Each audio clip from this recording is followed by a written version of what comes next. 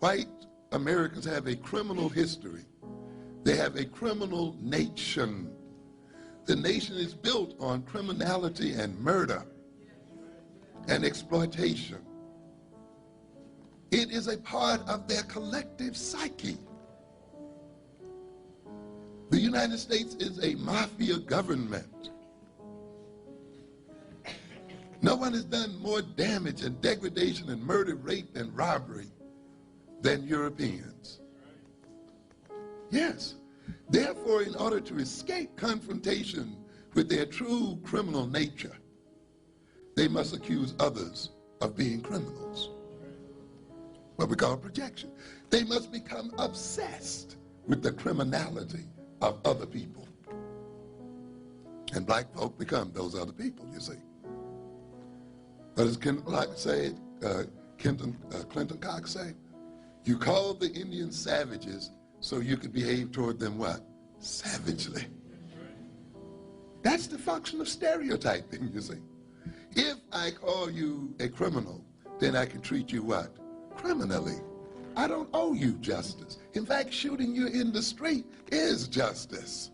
We know you are already a criminal. Why should we bother to take you to trial? Yes, that's what it is. We're doing a service. We're saving the taxpayers' money. What have we lost? A criminal? What are you complaining about? Yeah, this is the deal.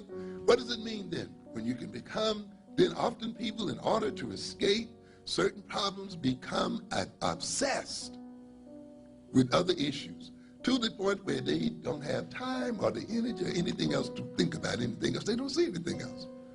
So I can forget my self-hatred. I can forget my self-alienation if I concentrate on how much I love myself.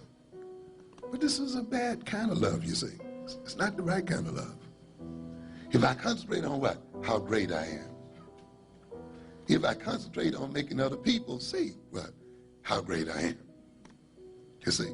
And therefore, my 24 hours a day, I'm obsessed by projecting my what? Greatness. And I will, but that greatness is coming out of what? Hatred and inferiority. And since I'm greater than everyone else, I must make everyone else superior. In what? Inferior to me. In fact, I can only love people who attest to my superiority. I can only love a woman who 24 hours a day maintains my superior ego and states that she is in need of leadership and guidance. And I'm her leader. It means then that we must gain a perception of what is real. Maladaptive behaviors flow from the inability to operate in terms of what is real in the world. Where are we as African people? What is our real history? What is the real nature of this social system? And how does that reality intrude into our lives? We must come to know ourselves. If we do not know ourselves, we lose control of ourselves. We don't know why and for what reason we behave as we do. We must exercise control over ourselves. We must come to esteem ourselves and accept ourselves. To a good extent, the problems that we talk about all the time are problems that flow from people avoiding themselves, escaping their real selves, and creating mechanisms and machinations to facilitate their escape from themselves, and using other people and abusing other people in their escape from self-acceptance, in their escape from their real African selves as a people.